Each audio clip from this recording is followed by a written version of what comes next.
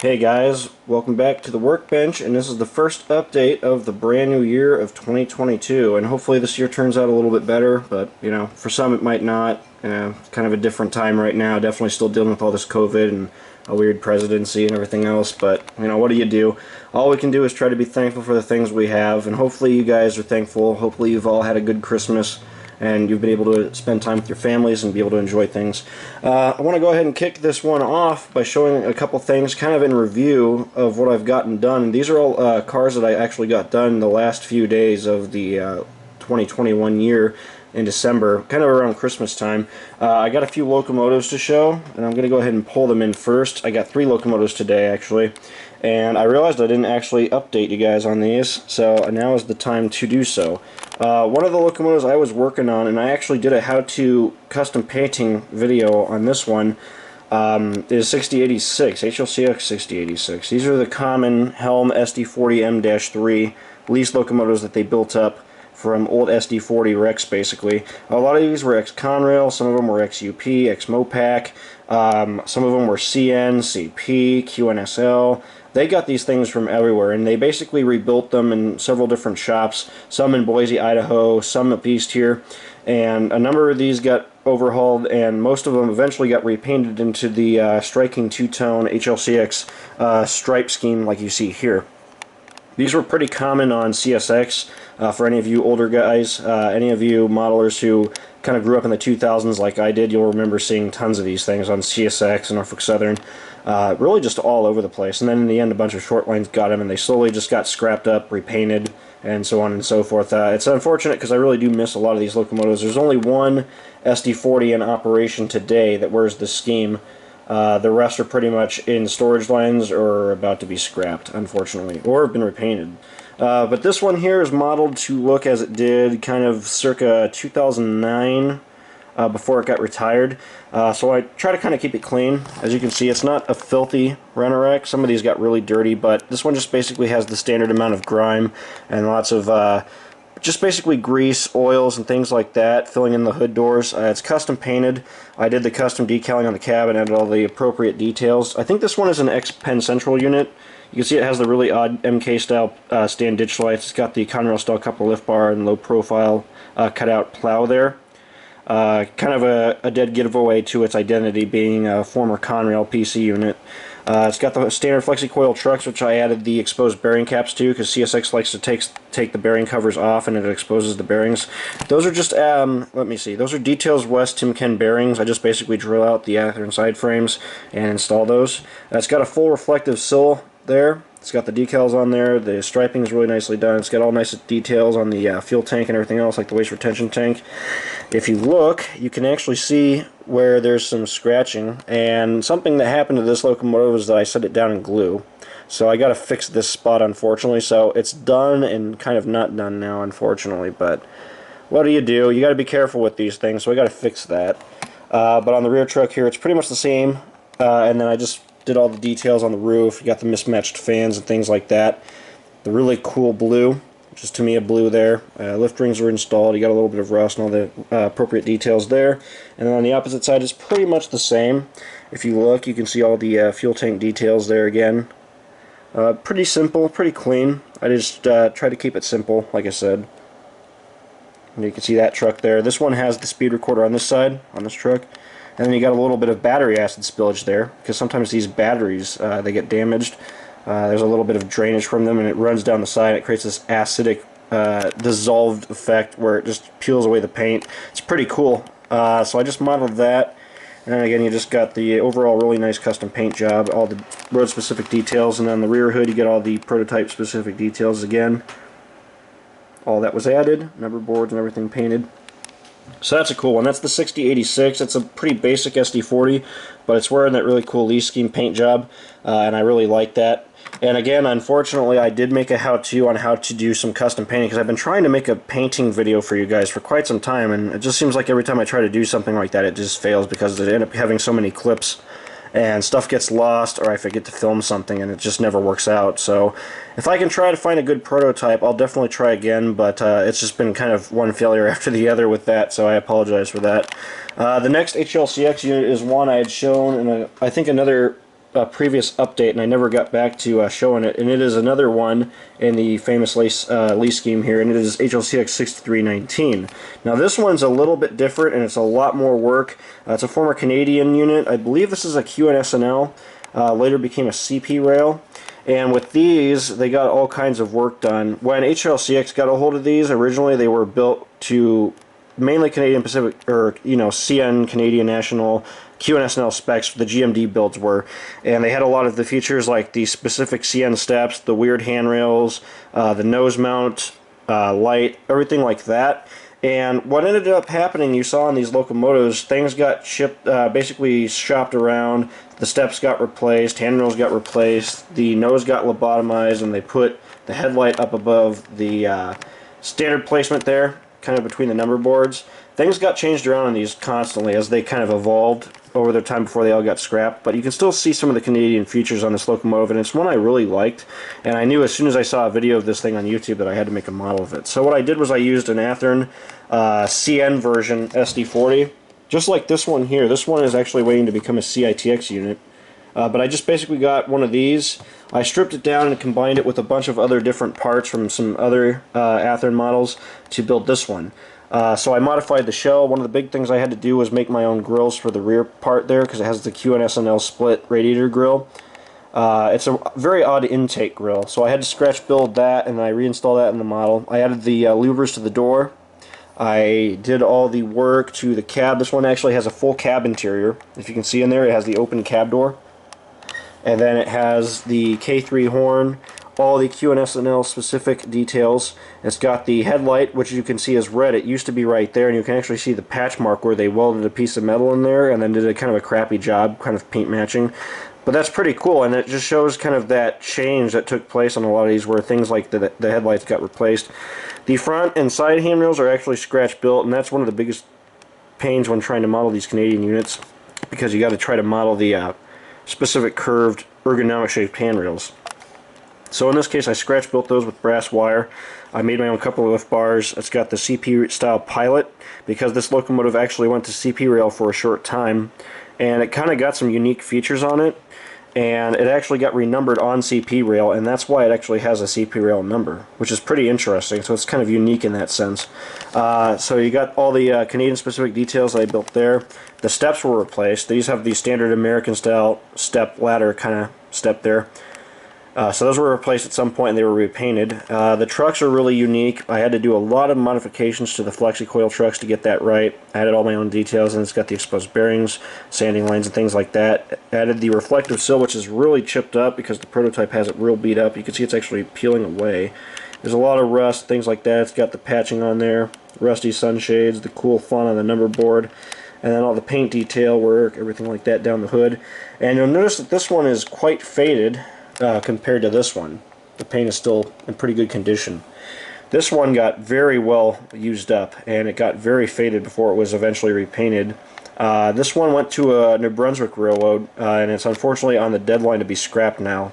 But you can see it's very faded down. But again, it's got all those really unique details. If we look at the back here, you again can see the fuel tank details, all these CN style, or the rather, I keep saying Canadian, but it's got the Canadian style details is what I was trying to say. It's got the odd rear light, number boards done there, which are beat up, and then it's got all the CN style details on the back there, which is pretty cool. The couple of lift bars were really hard to make too. That took a lot of time to make. It's got the lift rings and everything, which I scratch built. That's another Canadian feature. But overall, just a real nice wealth of cool road-specific details there to make this one extremely unique. And then on this side, again, just the prototype weathering. It's got a lot of grease forming on the trucks, unfortunately. The problem with these Athearn locomotives is that they're over-lubed, and the style of oil that they use, it just spreads around real bad. And I recommend to you guys to avoid this. If you're building your own models, take the truck frames off, scrub them with detergent. Get that grease off there before you do any weathering. This is what happens when you don't, because as you can see, now they're greasing up, and I'm going to at some point have to take the trucks back off this thing, risk damaging my detail parts, and I'm going to have to strip them down, scrub them, and now I'm going to have to repaint them and re-weather them, which is unfortunate, but at some point I'm going to have to do that. And that's why you got to be careful. That's why you got to remember to clean a lot of these parts before you paint them. That's what happens when you don't. Prime example. Anyways, moving along, you can see it again. It just has the wealth of nice details, things like that. You got the scratch-built cabinet there, the cab interior, the cool patchwork, and everything like that. And I love the chipping on the sill. I think that's one really unique feature of this locomotive that really stands out. And if you look, you can see on this side with the fuel tank, you can see actually the scrapes down the side of the fuel tank. It's something I kind of ignored before, but it's something I started adding on a lot of my models, because you always see these scratches. These things get beat up. They get rubbed up against stuff. Equipment gets banged up against them and all kinds of stuff. So it's important to kind of model those elements where you can have like scratching and things like that. It's something I've been focusing on. But again, you can see all the nice details. The roof is kind of rusted up, but overall, it's just mostly rusty. There's not much exhaust. I kind of tried to model this one like it had been kind of in a storage line, and it kind of faded down, didn't get too dirty, and it's been reactivated. It's kind of what I was going for with the look here. But overall, that's another really cool, unique model. It's one of the last GMD HLCX builds that I've done, and I've got one more I want to make, and I forget the number. But that's 6319 and 6086.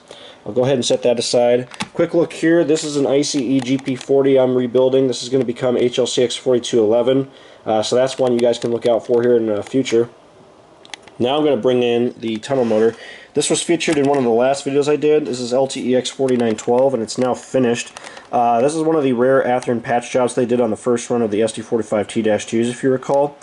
So with this locomotive, I just basically detailed it up to the prototype. I did all the road-specific details. I added the new plow, a couple of lift bars, the stand ditch lights, replaced the handrails on the front, did tons of different weathering and patch effects. I removed the class lights on the nose, and you can see the rough blank outs where they used to be. Added all the chipping and everything like that. The model's unique because they actually made the replica spray-painted number board, which is one of the reasons I really like this unit. It has that really cool effect. With the number board treatment. I think that's really cool. I added all the antenna, conduit, grab irons, stuff like that on the roof. This one has the full cab interior, if you recall. I added the little deflectors there, modified the patching a little bit. You got tons of chipping, lots of good weathering on the sides. The patchwork is faded down a little bit, lots of grime. I cut out the tower gear there, standard thing I do on all my tunnel motors. You got all the rust, everything like that. The top grill's rusted up. And then if you look again, you can see all the chipping and everything that I did. And this is something I do, and you just basically will take an airbrush, you fade down the stock paint, clear coat it, then you take a little bit of 70% isopropyl alcohol with a micro brush, and you just slowly chip away at the paint, and you get these cool effects where it looks like the paint is peeling away. So it's something I learned to do, and the effect works really well just about every time. You got to be kind of controlled with it, and it's a little bit tricky to kind of get used to that motion of just very lightly tapping. But once you get that motion down, you can really you can create some really good effects, and you can do this on NS locomotives, CSX locomotives, UP locomotives, BNSF locomotives. The sky's the limit, really. Here I added the new horn there, and all the fuel tank details appropriate to the locomotive. All the rear work is done, lots of grime, kick up, mud splatter. The rear pilot's very dirty and rusty. You got lots of paint chipping on the hood. I added the new numbers there because the ones that were on this model were inaccurate. They were red. The ones on this model are actual. I was trying to say the real locomotive were like white with a black outline, something unique. So I added that. Other than that, pretty much standard detailing, I guess. It's just mostly heavily weathered. I was really trying to model a very beat-up locomotive here, as you can tell. These tunnel motors in lease service, they really did. They got chopped up pretty good. And unfortunately, this locomotive is no longer around, but I still wanted to have a model that kind of replicated what might look like if it was still around here in the present. And I think it turned out really good. It's just a nice overall, very beat-up, old rent-a-wreck leaser locomotive, and I love it. So that's the third LTEX locomotive I have, too. So I have all three that Athearn did in that set, so that's pretty cool.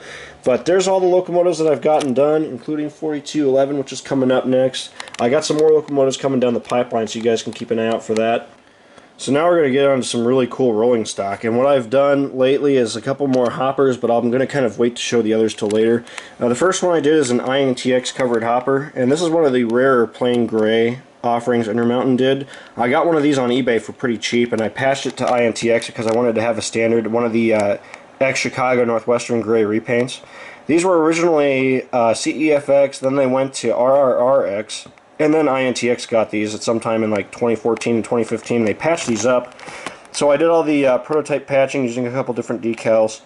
Did a little bit of hand painting, things like that. I did some graffiti, things like that based on the prototype.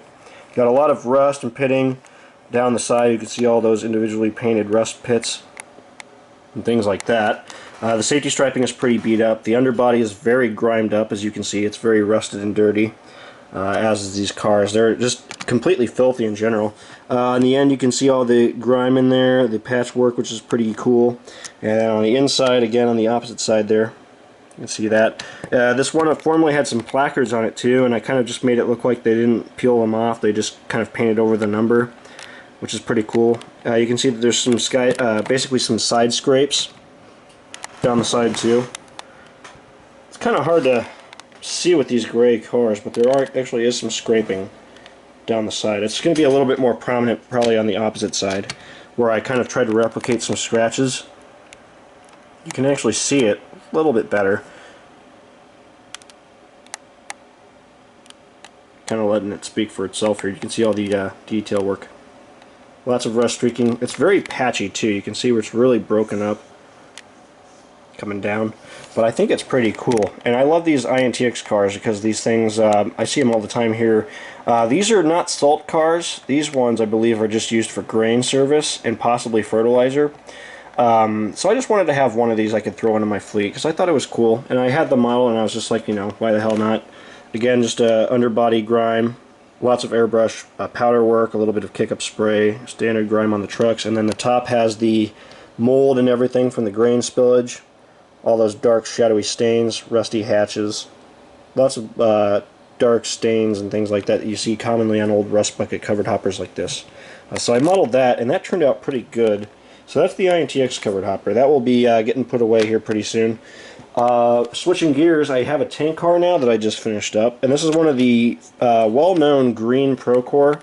These are the glycol tank cars, the really specially painted ones. TILX had these and Procor had them, and I modeled one of these. I got it on eBay for pretty cheap. It's a single unit.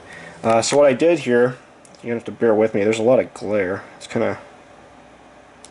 not really doing it, but you can see I just basically faded this one down a little bit to look a little bit older than the other three that I have. And I just did the really unique patching this one has. You can see those green little dots. I don't know why they do that, but it's like they cut through the tank body or something for an inspection or accessing something, and I'm not sure what that actually is, but a lot of these cars have those. So I added that with some green acrylic anyways, and I did a little bit of graffiti tagging, faded it down. I did all the rust and everything on the underbody because these things get absolutely filthy. A very bright rust color too, not one that I normally use, but it's got a lot of that Canadian dirt on it. It's like what I like to call it. So I just replicated that from some photos, faded it down so it's got that really nice light green tint. It's got all the rust build up on the top hatch there, and it's actually got an area where apparently someone had chalk stenciled the number up there, which is pretty cool. So I modeled that. And then if we switch around to the opposite side, pretty much the same. This side doesn't have as much graffiti, but it's pretty much got a lot more rust. It's got some pitting and scratching and things like that. Overall pretty cool. I love these green chemical tank cars. You still see these occasionally, but you know, when I was growing up, I always thought they were the coolest things ever. So I love being able to model these. And tank cars are always something I'll do, kind of just as a nice break. Because sometimes when you do covered hoppers, box cars, and locomotives over and over again, you start getting stiff in your weathering.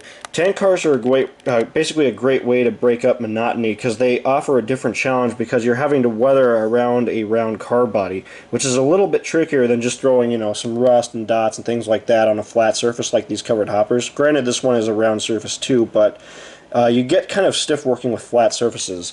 These offer a new challenge because you got to blend everything out much more evenly on a flat round surface like these tank cars have.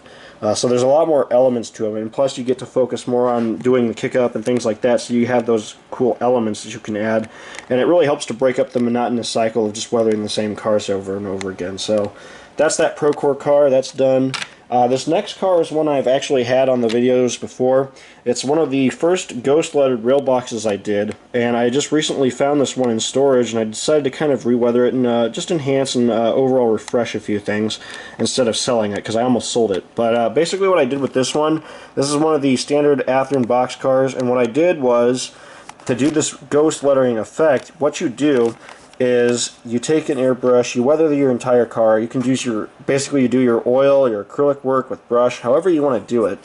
Get the car body weathered first over the black decals. Then what you do, clear coat the model twice. Make sure it has a good thick layer of clear coat on the weathering. Then, this is going to sound crazy, what you do is you take an X-Acto blade, like this, you go back, and then you start scraping away the black lettering on these decals, and it reveals this little yellow area where the decal used to be, and you get this really cool effect. And it also works for the rear lettering as well. So that's one way you can do it. Of course, you can use decals too. Some people create stencils, and some people repaint these. There's a number of ways, but that's the simplest way I've found so far to do these without having to redecal the entire car or anything like that. And it works out pretty well, and I do have a video on how to do this effect. It's somewhere back in my videos. If anyone wants a link, I'll post it in the comments or something. But basically with this one, I wasn't too happy with the oil work at first, because this is one of my first models I really used oils on. So I basically went back and I did a little bit more streaking to kind of blend things out. I cleaned up the graffiti a little bit, enhanced the patching a little, and just overall refreshed the weathering and kind of enhanced things a little bit, weathered up the Railbox logos a little bit more, and that sort of fixed it. That kind of made it look a little bit more realistic. I added a little bit more pitting. Same on the end, on the opposite side here. You can see there's a lot more rust than before. And there's a lot more noticeable streaking around. And I also cleaned up this graffiti a little bit because it was kind of chunky. So I tightened things up a little bit, faded it down a little bit more, and just kind of tried to blend it in, and just overall made it look a little bit more realistic, and now I'm very satisfied with it. I think it's actually done this time. And that's the thing about these models, you know, they're never really quite done. If there's something you can do that makes them look a little bit better, go back and fix it. There's always, you know, there's no rule saying that you can't go back and change a model. Now, granted, some models I decide not to change because I don't want to keep adding and, you know, potentially damaging or risking things like that. But some cars you can go back and save, and some cars are worthy of being able to get a second chance and get refurbished.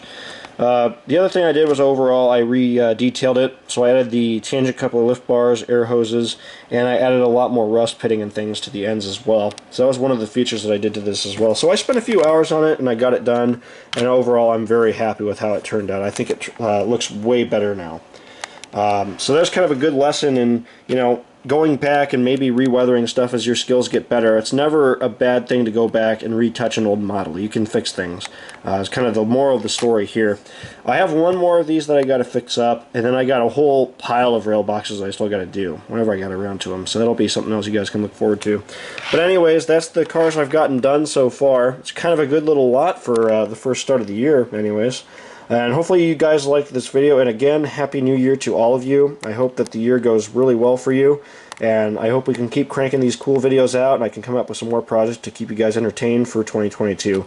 Until next time, thank you for watching. Subscribe here on YouTube for more content, and I'll see you in the next video. Take it easy, guys.